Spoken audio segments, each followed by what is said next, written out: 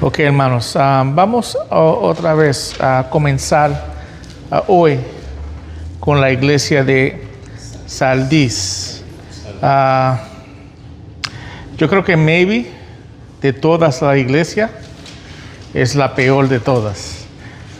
Ya estamos tocando lo profundo.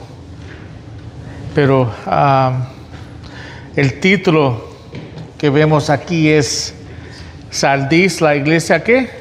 Muerta. ¿Qué quiere decir si algo está muerto? Que la iglesia en sí mismo, la última iglesia fue la iglesia de ¿dónde? Tiatira, ¿no? Tiatira. ¿Y qué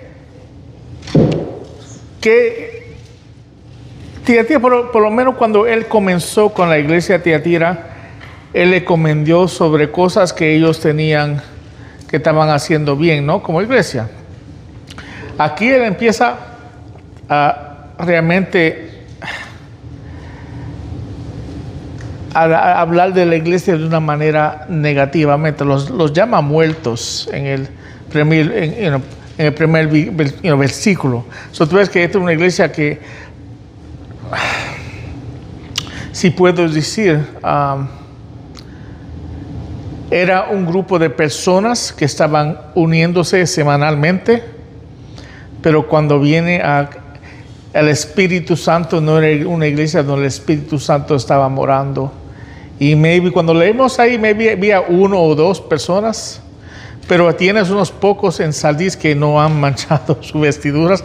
Maybe había como 2 o 3 personas. Y yo lo he dicho, hay iglesias como la iglesia de Joe, cualquier iglesia que tú vayas, que tú dices que es diabólica, maybe hay 1 o 2 que está ahí, que conoce al Señor y no se ha dejado, y siguen ahí, pero a ellos él les dice que se arrepienten, y si no, otra vez. Pero una iglesia muerta es una iglesia muerta, hermanos, y hoy en día se ve muchas iglesias muertas en el Estados Unidos. Yo te digo que lo que yo veo, yo le dije la semana pasada, escuché de un pastor que se mató la semana pasada, y tristemente otra vez un pastor de una iglesia grande, y fue acusado de tener relaciones con niños, y otra vez él tomó su vida para no confrontar lo que le iba a pasar. Y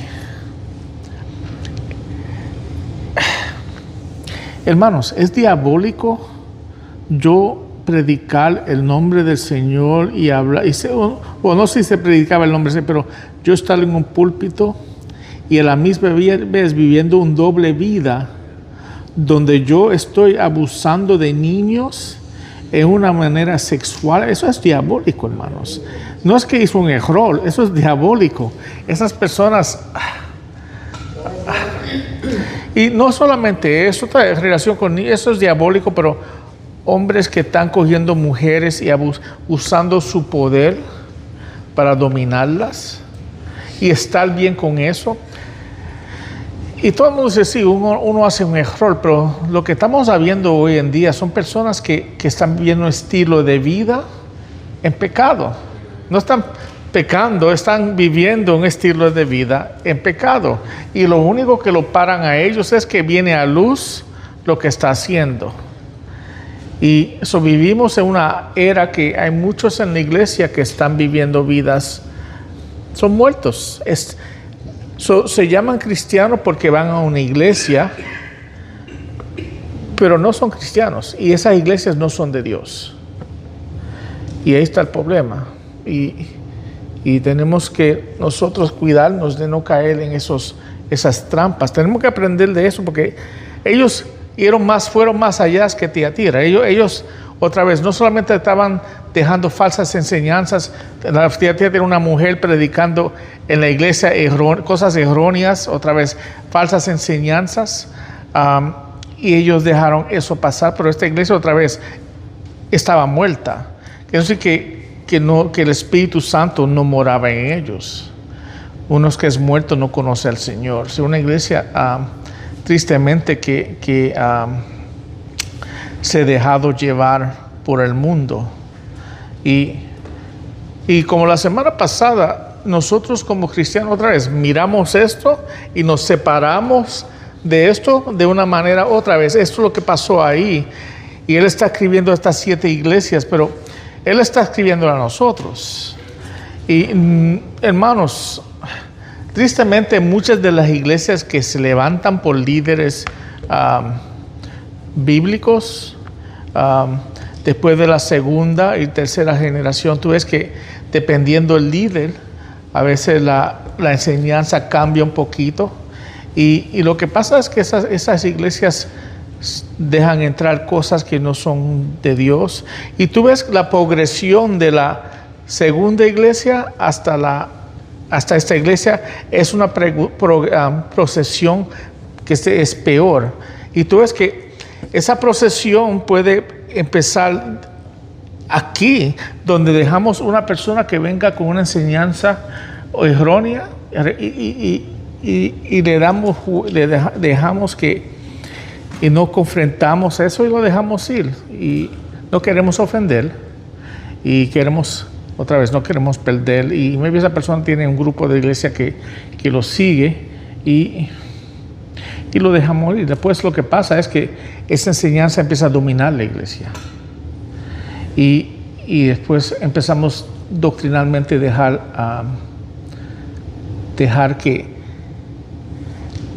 pasar cosas que regularmente no dejamos pasar antes.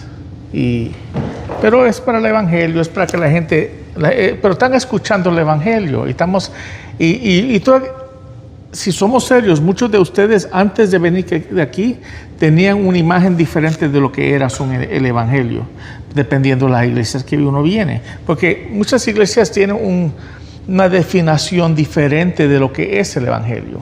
Esta es una iglesia que no predicaba el arrepentimiento porque nadie estaba arrepentido. Obviamente estaban enseñando cosas que no eran de Dios. Eso se ve muchas, pero nosotros podemos llegar ahí y después eventualmente viene otra generación y son más abiertos. Tenemos que ser más abiertos con el evangelio y no ser tan ofensivos con el evangelio. Y no, hermanos, son cosas que yo he escuchado en iglesias, hasta en iglesias que yo he estado. Y eso tenemos que tener personas que estén dispuestas a decir, no, eso no es de Dios. Y vamos a predicarle el evangelio como debe de ser. Y yo puedo ver, y así es donde vienen eventualmente iglesias donde dejamos que mujeres prediquen, porque dejamos que el feminismo infiltre la iglesia un poquito. Y después vemos que, otra vez, una mujer que está predicando, maybe predica la palabra de Dios bien, pero ella está predicando en desobediencia. So maybe está predicando cosas que no es de Dios, porque no sabemos su condición, porque si está dispuesto a hacer algo que es pecado, está andando en pecado y sigue ahí, después, ¿qué es lo que va a salir de ahí? ¿No?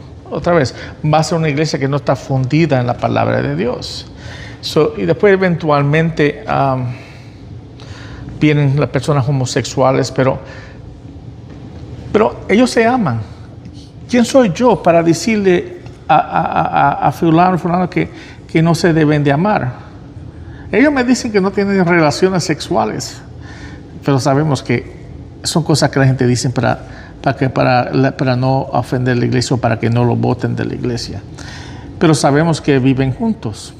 ¿Cómo que dos personas viven juntos? Entonces vemos que eventualmente esas personas estamos dejando que sean miembros y sirvan en la iglesia. Yo nunca votaré uno que son homosexuales de la iglesia porque yo creo que oigan el evangelio. Pero esa persona se va a ofender cuando estoy predicando porque estoy predicando la verdad. No voy a predicar para pisarlo, para no ofenderlos a ellos, para que ellos se queden. Yo voy a predicar la verdad y si él ofende, se ofende, porque la palabra de Dios va a ofender. Después ahora hay hombres que se creen, mujeres en la iglesia o mujeres que se creen hombres. Yo he visto iglesias que eso es aceptables. Y después se quiere un homosexual ser pastor. Ahora ya no solamente aceptamos mujeres, ya los homosexuales quieren ser pastores. Y ponemos banderas, todas las banderas y la bandera homosexual afuera. Tú vas a Hasbro Heights, hay una iglesia que el pastor es homosexual y tienen todas las banderas y la bandera de homosexual afuera. Y así es la progresión, hermanos, hasta el punto que la iglesia está muerta.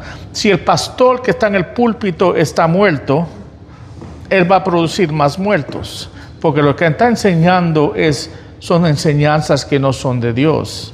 Son enseñanzas de hombres, son enseñanzas de obras, son enseñanzas de vivir una vida otra vez obrera. Y muchas iglesias hacen muchas para la comunidad, y tú las ves de afuera. Y wow, mira lo mucho que hacen esta iglesia, está envuelto en la comunidad, y mira cómo ayudan a los niños y hacen muchas actividades, pero está muerta. Si el Espíritu Santo no mora en ti, hermanos, tú estás muerto. Y si el liderazgo está muerto, el resto de la iglesia está muerto. Hay un problema, hermanos, y esta iglesia tristemente caía en esa categoría. Podemos ver esta iglesia otra vez como la iglesia muerta, pero siempre tenemos que tener en mente que no estamos lejos, siempre estamos una generación de llegar ahí. Por eso tenemos que levantar líderes buenos, tenemos que levantar miembros fieles a la palabra de Dios, que no son fáciles de cambiar su mente. Cuando escucha algo, todo eso está medio raro, es lo que está diciendo. Y tú ves que tus antenas ahora, cuando tú conoces el Evangelio y alguien dice algo, tus antenas dicen, oh, eso no está bien, eso no es de Dios. Tenemos que cuidarnos, hermanos, porque estamos nosotros actualmente alrededor de muchas de esos tipos de iglesias. Y no que somos mejores que ellos, hermanos. Esto es más que para decir que nosotros podemos ser ellos si no nos cuidamos y si no amamos la palabra de Dios. ¿Cómo es que yo amo la iglesia? ¿Cómo es que el pastor demuestra su amor a la iglesia? Y tu respuesta a eso te dice a ti qué tipo de iglesia tú buscas. ¿Qué es lo que demuestra ese pastor? Siempre está visitando y siempre está amando y siempre está en las actividades, siempre está en los centros, en muchas actividades y ayudando a la comunidad y eso es bueno, son cosas buenas, ¿no? Y eso debe ser algo que es, pues, pero el pastor nunca está orando y nunca está estudiando y nunca está predicando la palabra fiel. El amor, la Biblia enseña que el que ama a la iglesia, el pastor que ama a la iglesia es el que está dando de comer a las ovejas. ¿Qué quiere decir eso? Que le está dando la palabra de Dios, lo está ayudando a crecer. Y sí, en su vida se va a demostrar eso, pero eso debe ser es el primer trabajo del pastor. Y vivimos una era donde eso no es... ¿Quién fue? Yo escuché a el hijo de Charles Stanley, Andy Stanley, una vez decir que la enseñanza de exposición de la Biblia, que es una manera, ¿cómo dice?, fácil de predicar. Pues ya uno sabe lo que viene después. Pero el que estudia así sabe que eso cuesta más tiempo, porque tiene que entender la profundidad, la historia y todo. Y él cuando predica sermones en su iglesia, ¿tú sabes cómo él coge los temas? Él lo dijo. Yo fui a una conferencia, el pastor Bill nos llevó el liderazgo a una conferencia, y yo le dije, pastor, jamás vengo para traer esto. Pero todo lo que él dijo, él prepara sus sermones en la iglesia él da questionnaires. Y así le gusta a todo el mundo, que todo el mundo dé su... No. Yo predico lo que Dios me pone en mi corazón. Nadie debe influenciarme a mí. Yo debo conocer mi iglesia y saber lo que necesitan, y yo predico la verdad. Pero él daba questionnaires. Todo el mundo ponía en questionnaire lo que ellos lo querían, lo que le gustaba, lo que muestra, y él predicaba basado en los questionnaires de las personas. Y Eso, ¿él no está guiado por el Espíritu Santo? No, está guiado por lo que las personas. Es como el dicho, el versículo dice que la gente, que uno está predicando y dándole lo que le pica al oído a la persona. Y después él predicaba y tenía satellite churches. Eso, él predicaba y después predicaba otra vez a otras iglesias, a su iglesia, pero se tenía diferentes lugares donde gente iba a la iglesia. Lo que el día que tenía un manager, él tiene un manager que escucha su primer mensaje y después deja saber, mira, quita esto del mensaje, ponle esto, y le está dirigiendo en cómo debe de predicar su próximo mensaje para que salga mejor. Entiendo eso. Ya ahí otra vez el hombre está dejando que el hombre dirige lo que yo estoy diciendo, y así es que corre la iglesia. Él hasta le estaba tirando a su papá porque Charles Stanley exponía la palabra y tenía un grupo de ancianos y él estaba tirando que eso era un método viejo que no se debe usar hoy en la iglesia. Y la iglesia de hoy debe ser, y muchos creen esto, que la iglesia hoy debe correrse como una corporación o como un negocio, donde el CEO y los que están pero como dije el domingo, la Biblia más que dice que hay pastor y diáconos. No hay CEO, no hay un concilio que hacen votos para lo que es que no hay eso en la Biblia. Sí hay un pastor, es un pastor y diácono. Pero tenemos que cuidarnos, y eso es el método nuevo de correr una iglesia. Yo comí desayuno con un pastor hace 2 semanas atrás, y así corre la iglesia de él. Él corre con una corporación. El sueldo la iglesia ni la paga. Él tiene negocios afuera que le dan dinero a la iglesia para él poder manejar. Estoy hablando de millones de dinero que reciben para él poder hacer todo lo que necesita, pero son organizaciones afuera. Él usa eso para poder correr la iglesia, y financieramente también. Pero es una iglesia carismática también. El otro día estaba viendo una mujer predicando. Yo digo, wow, pero él cree que esa es la manera que se debe correr una iglesia. Y en esa conversación yo estaba yendo para atrás y para adelante en lo que, entonces, pues yo creo esto y por qué esto, y hablamos con respeto, pero no me queda callado, porque algunas cosas que ellos practican no estoy de acuerdo, y es bueno dejarles saber por qué no estoy de acuerdo. Y bíblicamente eso es que vivimos un tiempo otra vez que vamos a encontrar personas que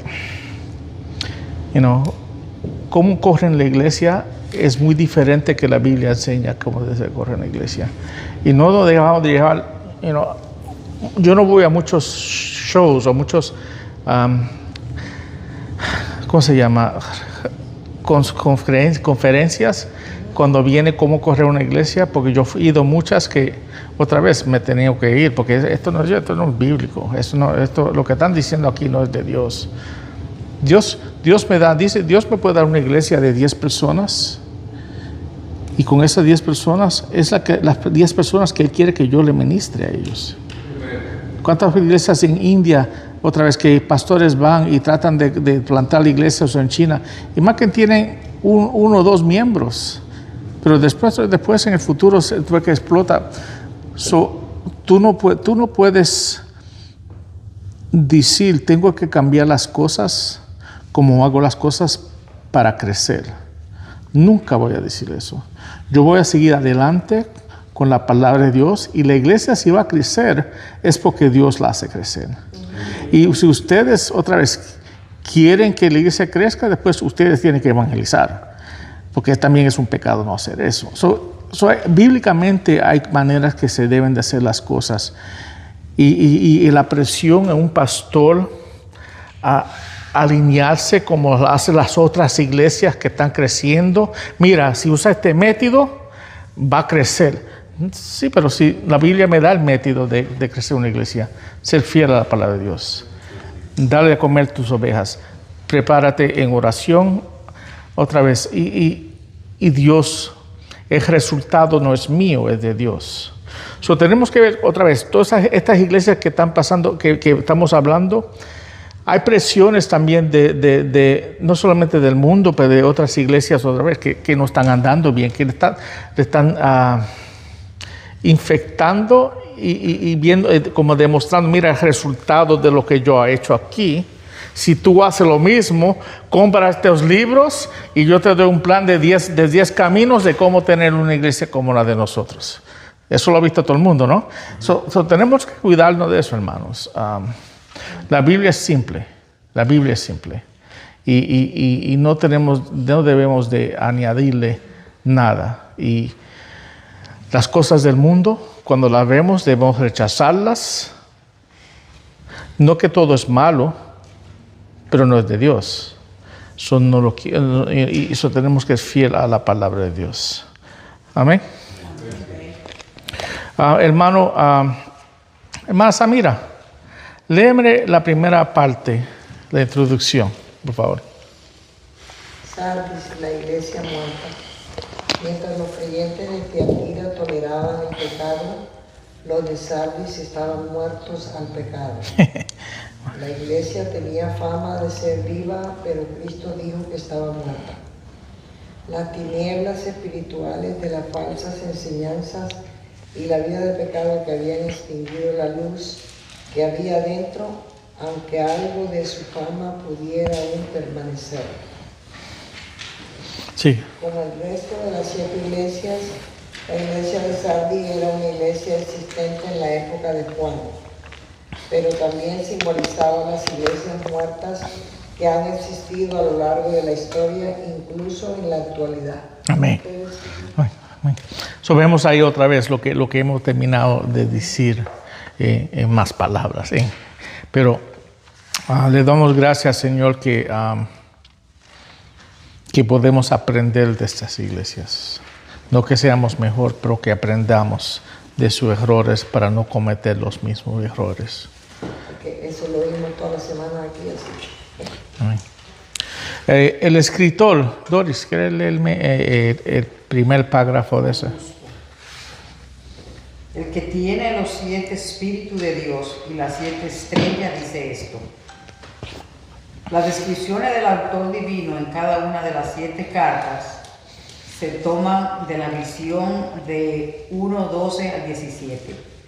La carta Sardis toma un componente adicional del saludo en 1:4, donde también aparece la frase 7 espíritus. Esta frase pudiera referirse a Isaías 11:2, donde se describe al Espíritu Santo como el Espíritu de Jehová, Espíritu de sabiduría y de inteligencia, Espíritu de consejo y de poder, Espíritu de conocimiento y de temor a Jehová.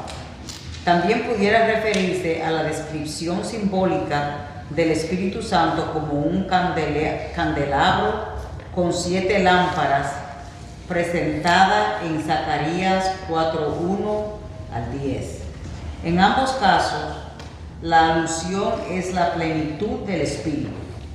Jesucristo es representado en su iglesia por medio del Espíritu Santo. Las 7 estrellas son los 7 mensajeros o ancianos, 1:20, uno de cada una de las 7 iglesias, quienes probablemente llevaron una copia del libro de Apocalipsis a sus respectivas iglesias. La metáfora muestra a Jesucristo, el soberano Señor de la iglesia, gobernando por medio de esos guías espirituales y pastores. La presentación que Cristo hace de sí mismo nos da una idea de la... No, vamos para ahí. Gracias, hermana. Vemos aquí otra vez la referencia a los 7 espíritus que representa la plenitud del Espíritu Santo. Y también vemos que hemos hablado que los 7 mensajeros son los 7 pastores que están recibiendo las cartas que la van a compartir. Ya estamos en la... si ellos empezaban juntos, me acuerdo de esta ilustración, si ellos comienzan juntos son 7, después de Efesios ya son 6, después son 5, después son 4, y aquí ya tenemos 3, ¿no? Y después, si andan juntos, ellos están yendo de iglesia a iglesia, dando la vuelta hasta que llegue a la última. Pero vemos que el Espíritu Santo, Él es que está guiando. Y Él es que guía las iglesias. Él es que maneja la iglesia. Si una iglesia está viva y no muerta, después está guiado por el Espíritu Santo de Dios. Él es que nos guía y nosotros seguimos el paso de Él y el mandato de Dios. Él es que gobierna. Es decir, la metáfora nuestra muestra a Jesucristo, el soberano de la iglesia, gobernando por medio de esos guías espirituales y pastores. Jesucristo guía a nuestra iglesia a través del pastor de esta iglesia y los líderes de esta iglesia. Y tú ves que en toda iglesia Él dirige a través del Espíritu Santo. Cuando llama a esta iglesia muerta, quiere decir que esas personas no responden al Espíritu Santo. Ellos están muertos en sus delitos. ¿Cómo es que bueno, yo creo que me estoy adelantando, pero cómo es que uno está muerto? ¿Qué es lo que mata a uno? El pecado. Están muertos en sus pecados. Por eso le digo que si hay un pecado en mi vida, yo tengo que confrontarlo. El domingo vamos otra vez un texto, uno de mis textos favoritos el domingo, el capítulo 12 de Hebreos, pero de uno coger y botar y echar al lado los pecados para poder correr la carrera que Dios tiene para ti. Y si yo estoy andando en una vida pecaminosa, después no puedo correr y andar en la vida de fe como Dios quiere que yo la corra, porque tengo esos pesos de pecado. Y hoy en día veo tantos hombres, hermanos, y mujeres que están atrapados en pecado. Es que este aparato aquí, hermanos, es bueno, y es un guía bueno, y tiene muchas herramientas buenas, pero también tiene muchas cosas que son malas. Y esto puede ser tu ídolo, hermanos, fácilmente hoy en día, que mucha gente tristemente, mucha gente mueren todos los días porque están en el teléfono, cuando están guiando, hermanos. Es que está tan adictado al teléfono que cuando estoy guiando tengo que mirarlo y hablar. Eso tenemos que cuidarnos, hermanos. Y hombres, tú no te das cuenta, yo no sé, sus varones, cuando tú estás en el internet, siempre trata de cosas, suben para que tú las toques.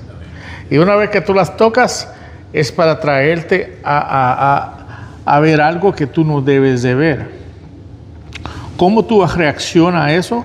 Otra determina la consecuencia, porque si tú puedes ver algo y sabes que es una trampa, otra vez la coge, esto no es para mí. Y hoy en día en cosas simples tratan de atrapar al hombre, y lo que hace es que Satanás conoce al hombre y los deseos del hombre y los deseos de sus ojos. Él trata de atrapar al hombre, y lo que empieza en una foto simple de una mujer puede llegar a pornografía, que es explícito, y otra vez eso es algo que está quemado en tu cerebro, que otra vez tú no puedes parar de verlo. Yo estoy seguro que hay hombres aquí que cosas, cuando vienen a las cosas sexuales, esas son cosas que están quemadas en el cerebro de uno y se repite, y uno lo ve todo el tiempo. Las personas enfermas ven estas fotos todo el tiempo y se ponen a actuar sobre estas cosas. Tenemos que ser honestos. Es que saber que tenemos una debilidad. Satanás sabe que la debilidad, y si tú eres un hombre, va a tener problemas en esta área si tú no estás preparado o lo confronta de una manera educada bíblicamente. Otra vez, primera Tesalonicenses 4, del 3 a 8, todo hombre debe tener memorizado. Todo hombre y mujer. Porque está hablando de vivir una vida santa, una vida separada, otra vez de la fornicación. Y si esa es la voluntad de Dios. So, cuando no estamos haciendo eso, vamos, abra sus Biblias, 1 Corintios capítulo 4.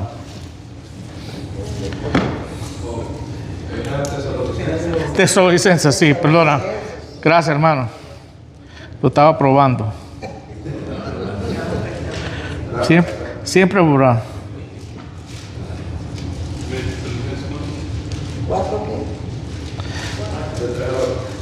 Hold on a second.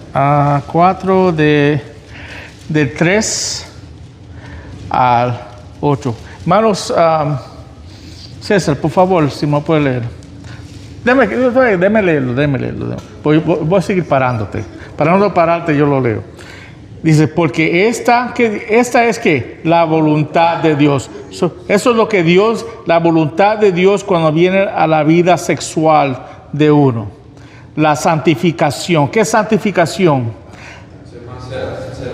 Vivir una vida separada, ¿verdad? Vivir una vida pura, una vida santa. Es decir, que se abstenga de la inmoralidad sexual. Más claro que eso no lo puedo decir, ¿verdad? Que cada uno de ustedes sepa cómo poseer su propio vaso. Otra vez, que cada uno pues, sepamos cómo poseer, cómo manejar este cuerpo que Dios me ha dado. En santificación y honor. Yo de este vaso, este cuerpo que Dios me ha dado, debo de manejarlo en santificación, una vida separada a Él y dándole honra a Él. Amén. Y no se pasen degradante como los gentiles que no conocen de Dios. Otra vez, no en pasión degradante. No en pasión degradante, porque así es que vive el mundo. El mundo vive así, ustedes no están viviendo como vive el mundo. Y otra vez, es un mandato a nosotros. Si estamos haciendo eso, estamos viviendo en el mundo. Estamos viviendo como los demás, no como los hijos de Dios. Que nadie peque ni defrauda a su hermano en este asunto, porque el Señor es vengador. En todas estas cosas, como también antes les dijimos y advertimos solemnemente. Otra vez, cuando yo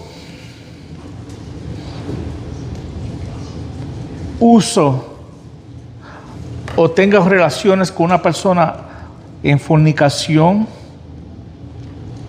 yo estoy abusando. Otra vez, pecado no solamente contra mí, estoy usando otra persona para poder lograr lo que estoy haciendo. Y dice, y no defrauda a su hermano en ese asunto.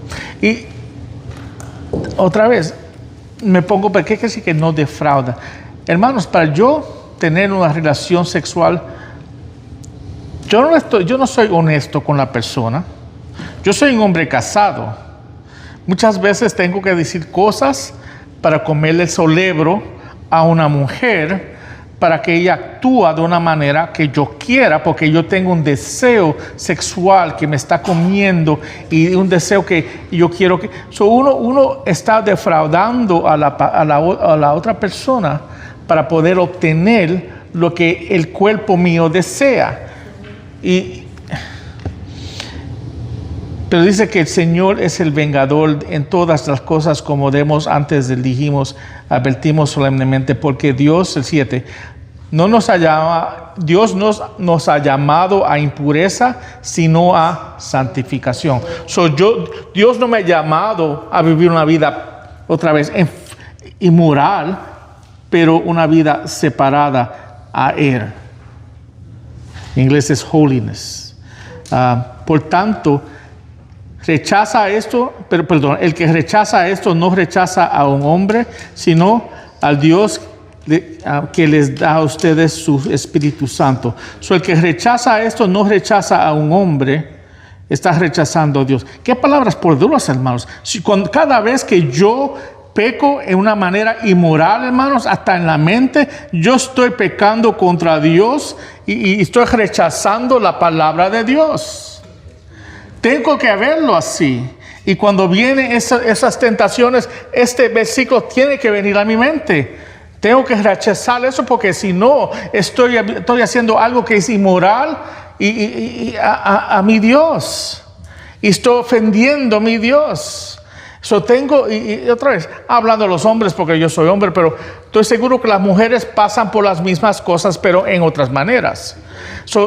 Esto es para los dos, hermanos. Y tenemos que nosotros cuidarnos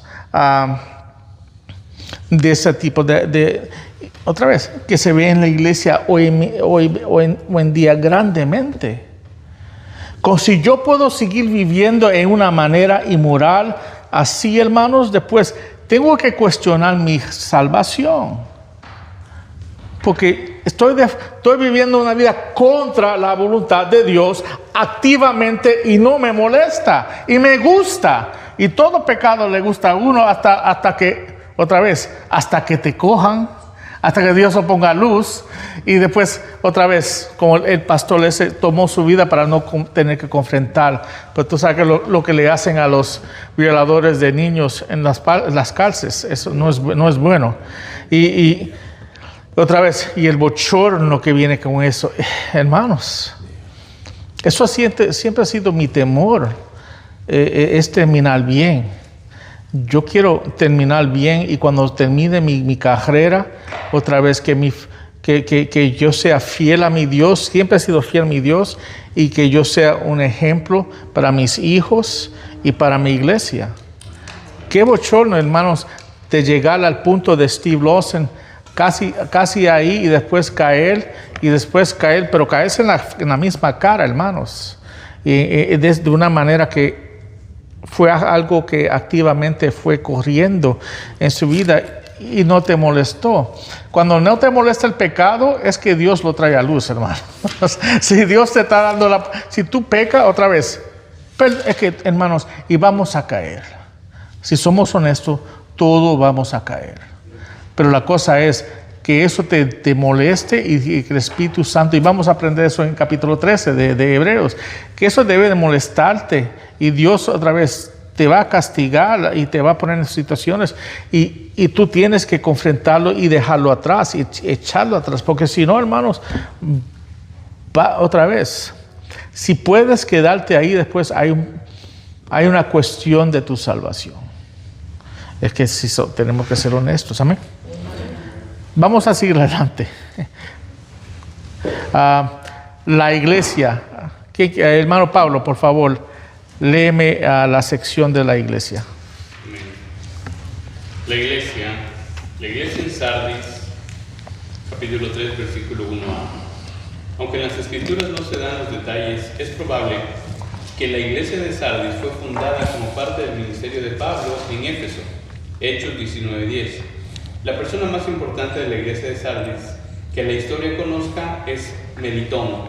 Fue un apologista, un defensor del cristianismo que sirvió como obispo de Sardis a fines del segundo siglo.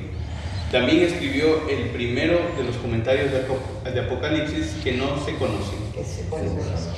se conocen. La carta no habla de persecución, falta de doctrinas, falsos maestros o forma de vida corrupta. Sin embargo, algunas combinaciones de estas cosas estaban obviamente presentes en Sardis, ya que la iglesia había muerto. Amén. Pero había alguna luz ahí. Vemos que Melitón otra vez fue un apologista, una persona que protegía las sanas doctrinas. Escribió un comentario sobre Apocalipsis. Me gustaría leer su comentario sobre Apocalipsis, para otra vez. Él estaba en esa era y la iglesia de él otra vez, él escribió en el segundo siglo, son el año más o menos 200 años. Esto fue un poquito después. Otra vez, maybe para un tiempo, otra vez, esta iglesia tuvo un poquito de luz. Otra vez salió un líder cristiano de ahí, pero esa iglesia hoy en día no, las iglesias en esa área no existe, el pueblo no existe. Sardis es un pueblo rico, grande.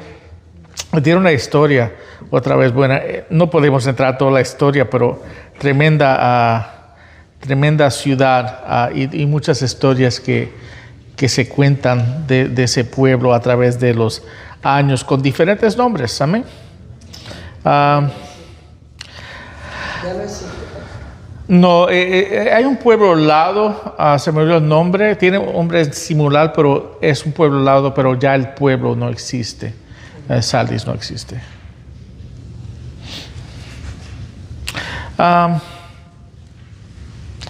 Vamos a la ciudad.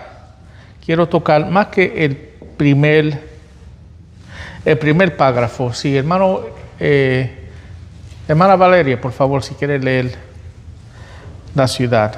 La ciudad, Sardis, capítulo 3, versículo 1a. En grado notable, la historia de la iglesia en Sardis es paralela a la de la ciudad. Sardis se fundó alrededor de 1500 años antes de Cristo y había sido una de las más grandes ciudades en el mundo antiguo, capital del fabulosamente rico reino de Libia. Esopo, el famoso escritor de fábulas, pudiera haber sido de Sardis. La mayoría de la riqueza de Sardis venía del oro que se extraía del cercano río Pacora. Los arqueólogos han encontrado centenares de crisoles usados para refinar oro en las ruinas de Sardis. Al parecer, las monedas de oro y plata se acuñaron primeramente en Sardis. ¿Qué cosa? Que el dinero, las monedas salen de ese lugar. Sigue, hermana. La ciudad también se beneficiaba de su ubicación en el extremo occidental de la carretera real que conducía hacia el este, a Susa, la ciudad capital persa, y de su proximidad a otras importantes rutas de comercio. También fue un centro de producción de lana y de la industria del vestido. Sardis hasta reclamaba el haber descubierto cómo teñir la lana. Vamos a parar ahí. Vean que tiene una rica historia, ¿no? Este lugar, 1200 años antes de Cristo, a través se llamaba, tenía el reino de Lidia en esa área. Fue derrotada, vamos a ver después, fue derrotada varias veces por su creencia, fe en las defensas de ellos, pero fue una ciudad famosa, una ciudad rica, una ciudad grande y poderosa de ese tiempo. Si seguimos adelante un poquito,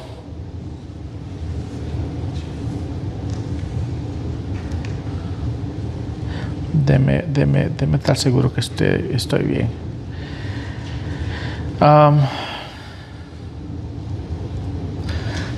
Si seguimos adelante, nos dice, a pesar, su aparente vocación, puede leer ahí el tercer párrafo, hermano Emanuel. Su aparente ubicación. Su aparente ubicación inexpugnable hizo que los pobladores de Sardis se volvieran muy confiados. Esa satisfacción de sí mismos, a la larga, resultó en la caída de la ciudad. Por causa de descuidos, Sardis fue conquistada. La noticia de su caída fue como una onda expansiva a través del mundo griego.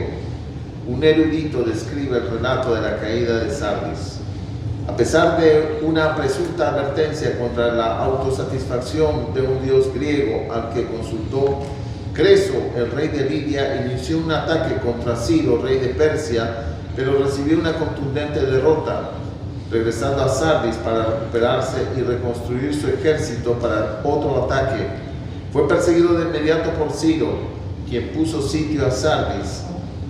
Creso se sintió completamente seguro en su inexpugnable situación en lo alto de la Acrópolis y vislumbró una fácil victoria sobre los persas, quienes estaban acorralados entre las rocas perpendiculares de la ciudad de abajo, presa fácil para el ejército de Lidia, que se estaba reagrupando. La aplastará.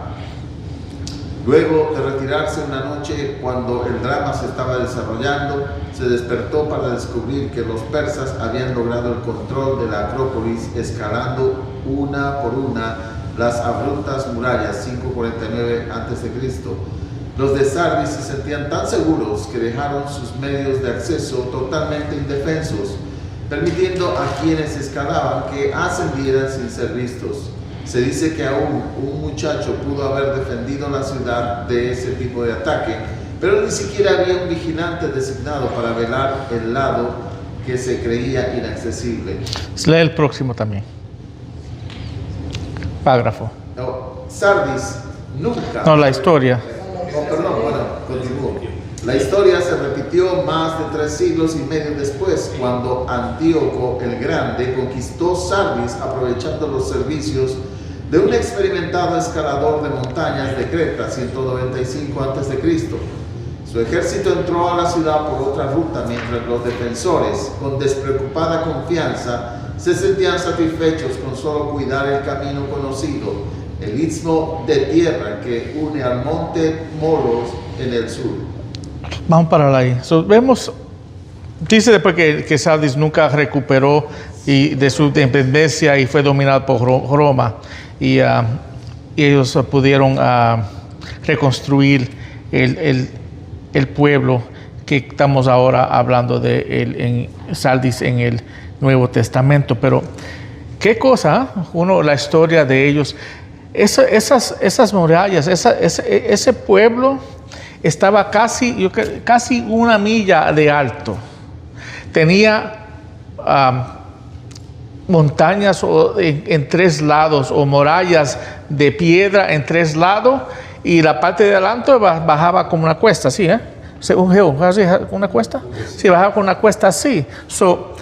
Ellos hicieron un pueblo abajo, y cuando venía la gente a atacarlo, ellos venían para arriba, ellos subían arriba y nadie lo podía tocar porque tenían las murallas en los 3 lados. Pero la cosa que ellos nunca protegieron esos, y los atacantes buscaron manera de otra vez tuvo que encaramarse 1 milla, un ejército, otra vez, y tú no darte de cuenta.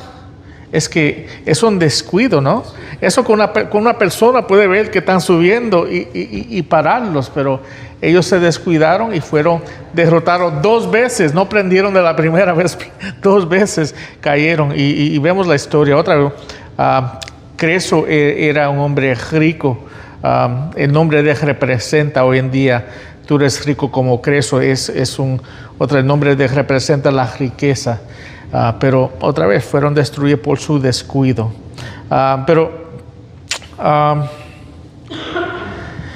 Ellos celebraban a la diosa Cibeles, la misma diosa que adoraban en Efesios, que se llamaban Diana, y celebraban las aguas termales, aguas termales que se hallaban no lejos de Sardis, como un lugar en que los dioses manifestaban su presunto poder de dar vida a los muertos, una nota irónica para una ciudad cuya iglesia estaba muerta. En la época de Juan, Sardis era próspera, pero estaba decayendo.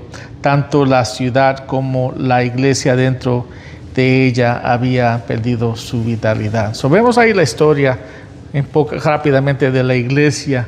No la iglesia, pero de la ciudad. Y vemos que muchas de estas iglesias cogen muchas de sus enseñanzas erróneas de la comunión, de la comunidad que está alrededor de ellos. Y es otra vez algo que tenemos que tener cuidado de no dejar que la comunidad nos influencie a nosotros. La comunidad vemos que es pecaminosa. Y hay cosas aquí, hay cosas que se adoran, hay dioses hoy que se adoran, hay idolatría hoy en día, cosas que se adoran que nosotros tenemos que cuidarnos. Tenemos que ver la iglesia en su totalidad, no descuidarnos, poder aprender de ellos, cuando pensemos que estemos seguros, no descuidarnos, porque como Satanás siempre va a buscar una manera de atacarnos y hacernos caer. Cuando tú crees que tú estás seguro, es cuando Él te va a atacar y te va a hacer caer. Y eso son cosas que podemos aprender de la ciudad cuando miramos la palabra de Dios. ¿Qué es el reproche contra esta iglesia? Hermana Verónica, el reproche. Ya ustedes todos leyeron, ¿no? Sí. El reproche. Yo conozco tus obras, que tienes nombre de que vives y estás muerto, porque no he hallado tus obras perfectas delante de Dios. Capítulo 3, 1c, 2b. Como la iglesia de Sardis estaba muerta espiritualmente, Cristo salta el acostumbrado elogio y va directamente a su reproche. Aunque su apariencia externa pudiera engañar a otros, la iglesia de Sardis no podía engañar a la omnisciente, Cristo. Él dijo, yo conozco tus obras.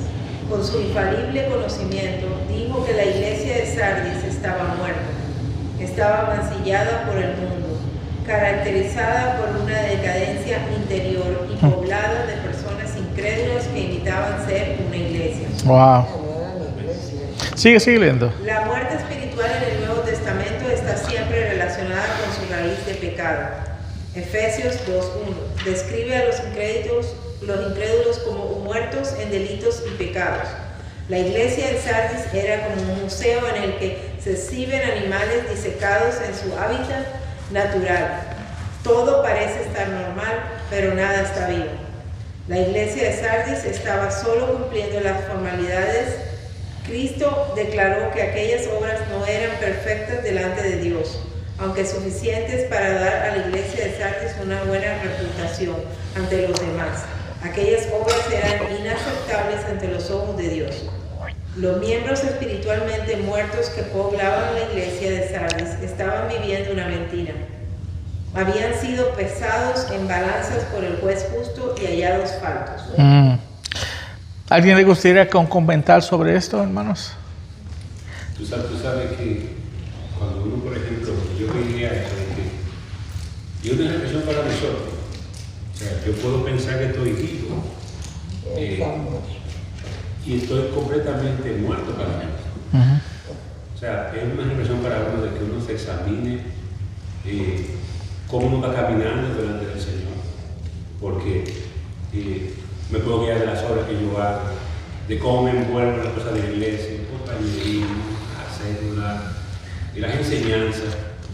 Pero si yo no me escudriño y veo cómo yo estoy andando en lo íntimo, en la calle, veo que tú puedes ser operativo en las cosas de Dios, pero a la vez muerto, porque no tienes relación con ese Dios.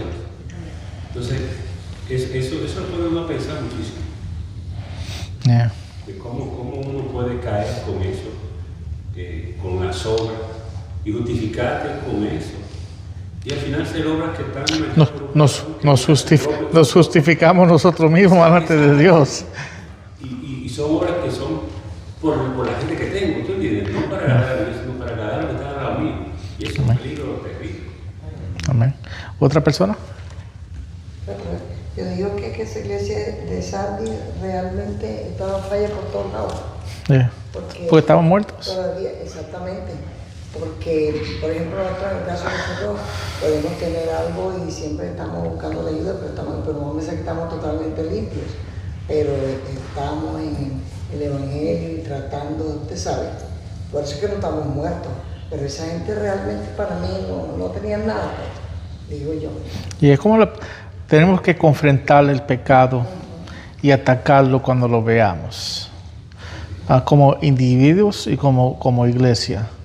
Y cuando, otra vez, no vamos a ser perfectos y vamos, otra vez, toda iglesia pasa por tiempos difíciles porque estamos hablando de hombres y mujeres, hermanos, que son pecaminosos pero a la misma vez estamos, como conocemos al Señor y estamos vivos, estamos tratando de vivir vidas separadas al Señor, y vamos a caer y vamos a fallar y vamos a pecar. La diferencia es que no nos quedamos en los pecados y delitos.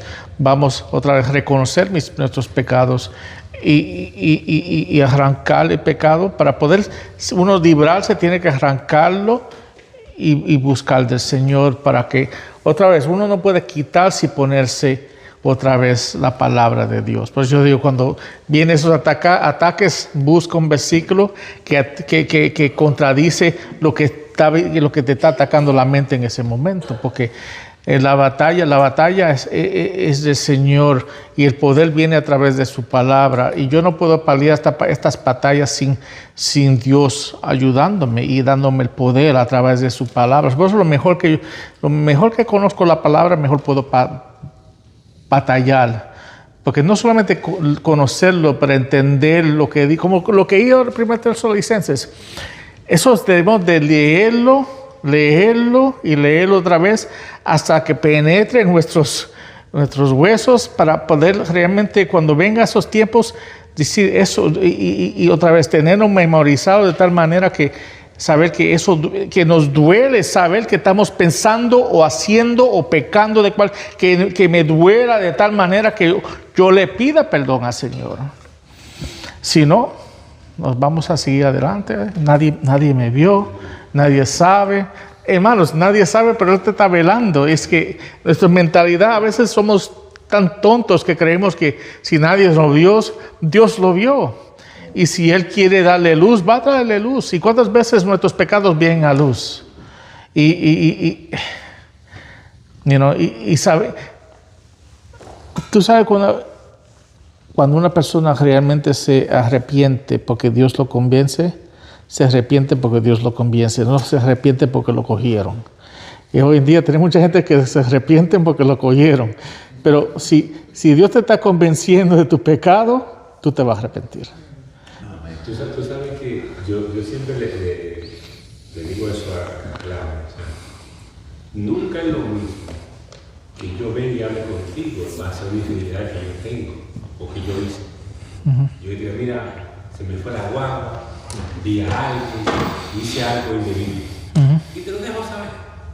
No es lo mismo que sea, la persona te va a querer una reacción natural, va a querer colgarte de un madero.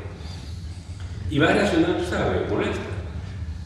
Pero es muy diferente cuando a ti te cogen en el acto, ¿tú entiendes? O el Señor exhibe tu pecado y tú vienes a decir que tú estás arrepentido. Ese asunto, el peso no es el mismo. Y eso lo uso de lado y lado.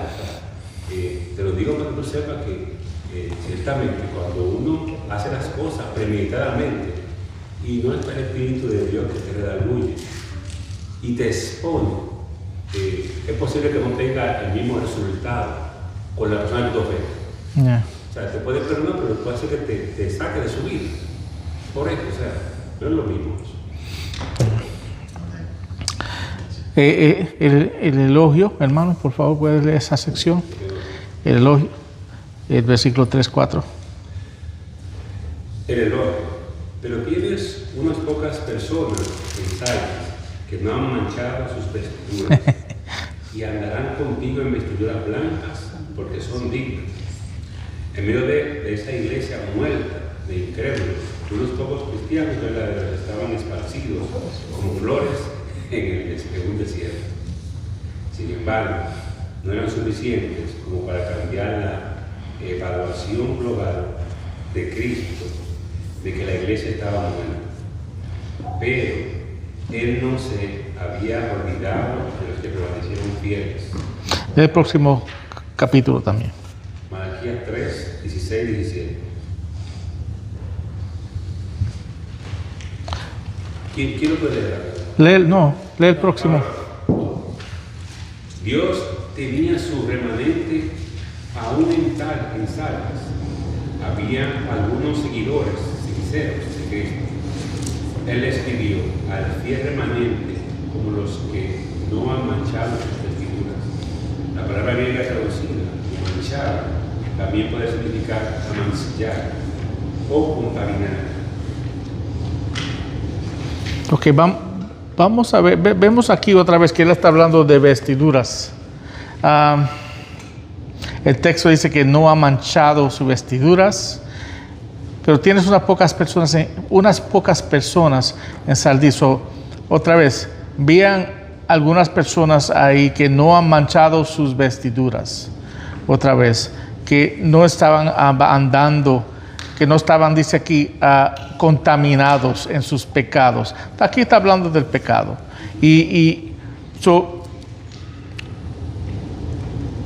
Esto es importante porque hay siempre va a haber un remanente fiel, dice aquí,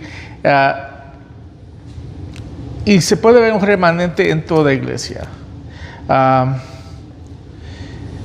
Vemos que había unas personas ahí que andaban en vestiduras blancas. Son personas que trataban de vivir una vida santa, separada a Dios. Y es importante ver eso, hermanos. Y yo siempre lo he dicho, en todas las iglesias, y yo le digo, hay personas que vienen aquí, que vienen de iglesias que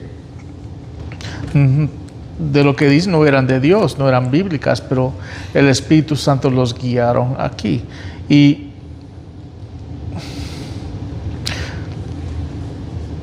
¿qué hago yo? En este tiempo era difícil uno irse de una iglesia, hermanos. Si yo vivo en una ciudad donde hay una iglesia cristiana, esa es la única iglesia que voy. Y si no me gusta cómo predica el pastor o cómo cantan la música, esa es mi iglesia. Y tristemente no puedo ir corriendo, pero hoy en día tenemos la accesibilidad que podemos ir a otra iglesia. Eso nos da permiso esto es otro tema, pero no nos da permiso de brincar de iglesia a iglesia. La única razón que uno debe de irse por la iglesia es porque Dios te llamó a otro lugar. Nos vamos a mudar para California, yo no puedo asistir a la iglesia. Pero si yo vivo aquí, y en la iglesia donde yo voy se está predicando la palabra fiel, y esa es mi familia, yo me hago después una familia, después pase lo que pasa, yo soy miembro de esa iglesia.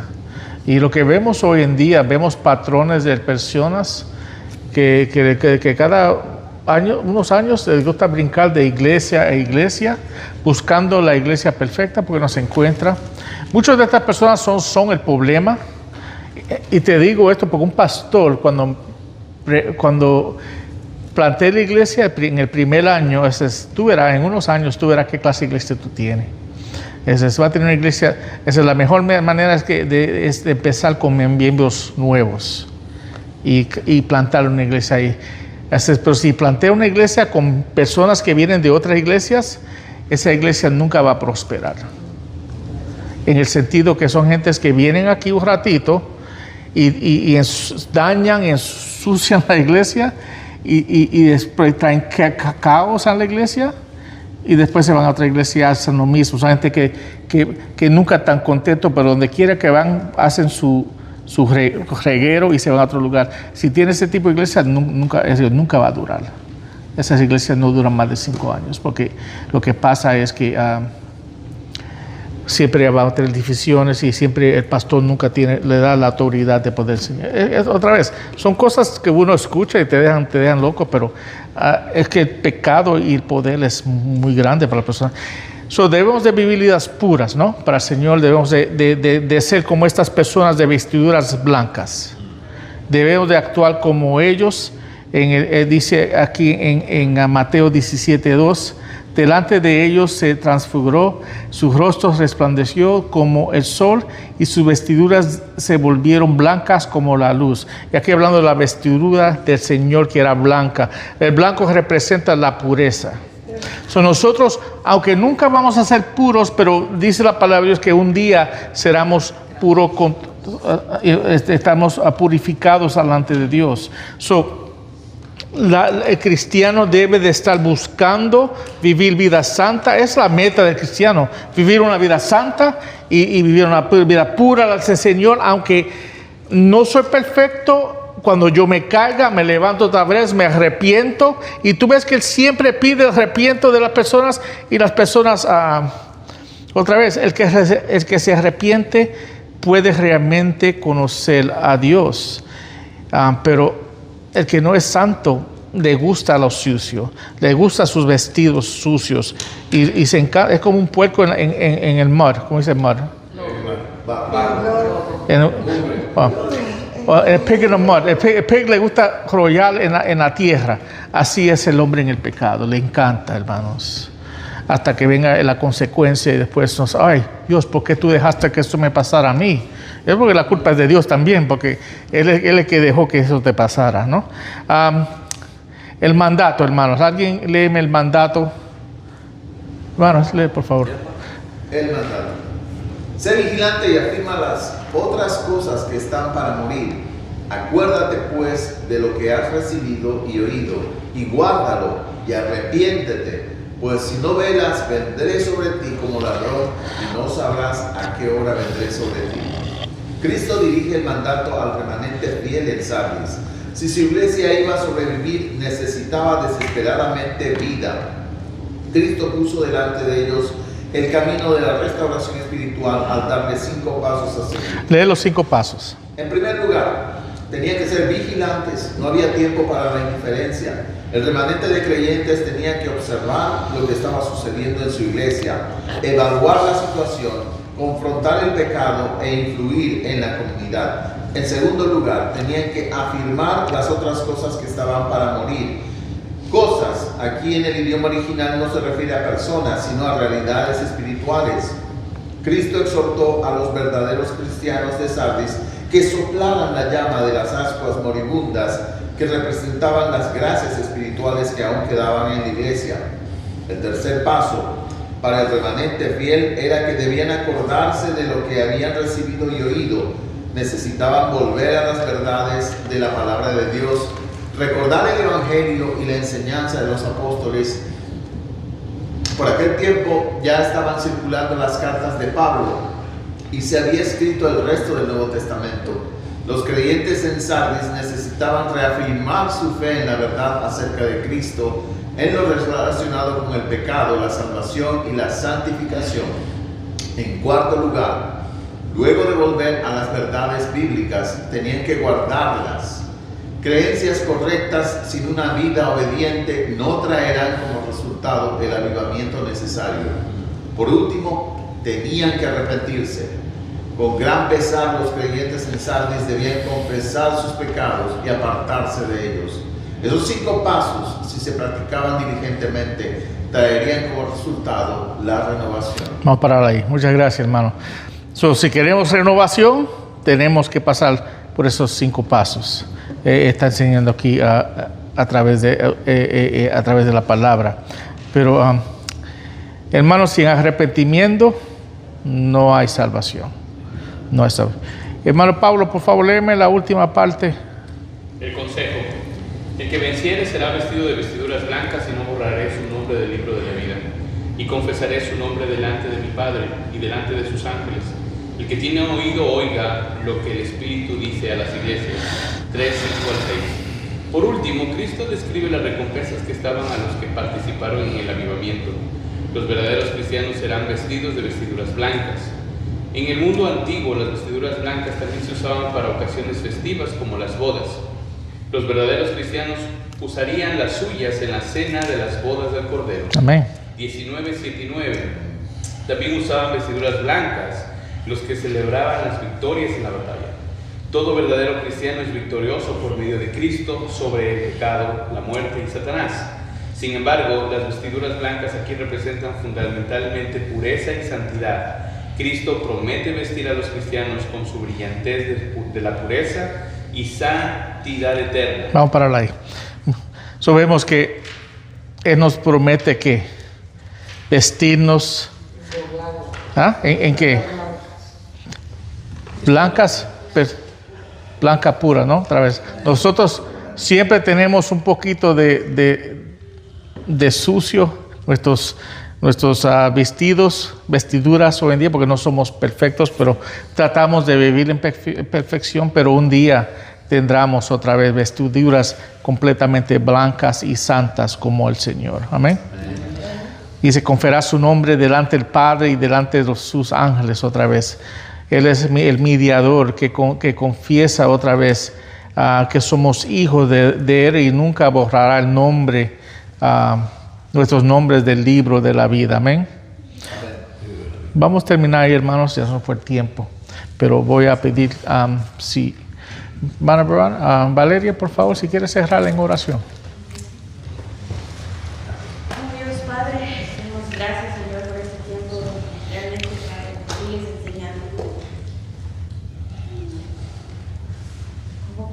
Señor, y cómo vivir de acuerdo a tu voluntad, que es perfecta, agradable y buena, Señor.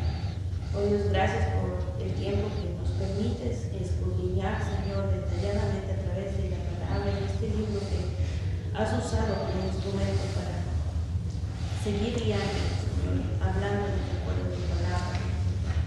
Gracias, Señor, y te dejamos, Señor, este tiempo, Padre, en tus manos siempre, y una vez más, Padre, llévanos con bien a casa, a cada familia, Señor, y que toda tu voluntad sea en cada uno de nosotros. En el nombre de Jesús, amén. Amén. Amén, hermanos, muchas gracias. Ya